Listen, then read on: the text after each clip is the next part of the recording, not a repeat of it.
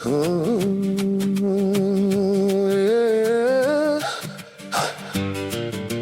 lesa se ozývá, pod smrky bývá, po kůře voní, furt někam chodí.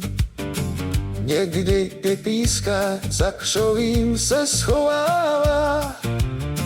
Kdo se ho bojí, hrůza jej ovládá, bytost nelidská. Vždy si něco přichystá.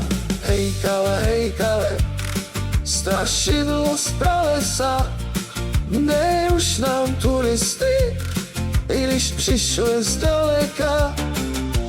Hej kale, buďte dobroty, strašení zanechej, nebudou tam poty.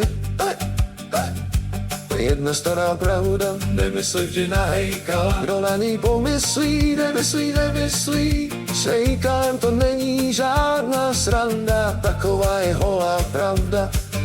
Než vejdeš do lesa, pozor si dávej, ať netrefíš na hejkala. Hejkám si svou, strašení je mou rolou. Buďte všichni sticha, já jsem strážcem lesa.